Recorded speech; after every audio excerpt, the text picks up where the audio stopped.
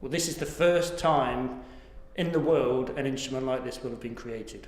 So it's a major step forward on any instrument that's been done anywhere else, including in the United States. So quite often people think the United States lead on these things. Actually, it's Europe which will be leading on this particular instrument, and it will be led directly here from Portsmouth. So it will have better sensitivity, a better range of information, a better range of data than we've ever seen on any satellite previously manufactured or delivered.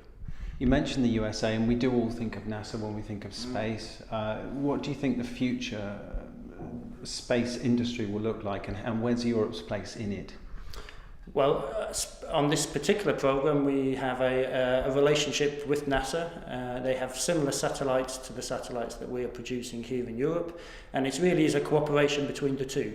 So actually the European satellite on this particular mission is responsible for the morning orbit, so provides all the data in the morning, and the American satellites provided by NASA provide the information in the afternoon. So it truly is a collaboration between the two different continents to get the information which you and I use on a daily basis to ensure we know whether we need to wear flip-flops or whether we take an umbrella to work. Fast forward 7 years when we should be watching the first launch of this weather satellite. You can imagine there's 7 years of hard sweat and blood and effort that has gone in to the design and the manufacture and the test of this satellite. So it will be quite a nervous time for the team. We will all be together, hopefully watching it around a television with the champagne on ice, ready to celebrate when we've had a successful launch. So it's a nervous event, but a fantastic relief and a feeling of elation when the launch is successful.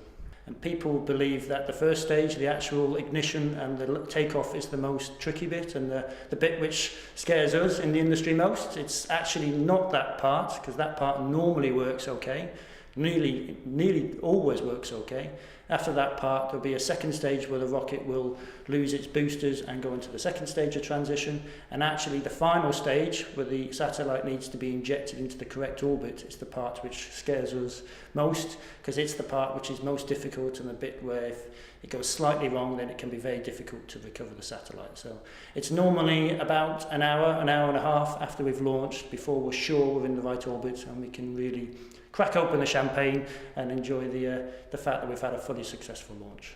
This is a first for European satellites. When the satellite is completed, it will be put into an orbit and deorbited and burn up over the Pacific Ocean. Are the Met Office's predictions going to get better in 2021 when your equipment is in space? The Met Office predictions are going to get remarkably better because of this satellite. So you will see a big improvement in the 2020 timeframe when the information from this satellite becomes available to the scientists at the Met Office, and they then start disseminating that information to the different broadcasting organisations who give us the daily weather forecast. So yes, you will see a step improvement in the weather forecast capability.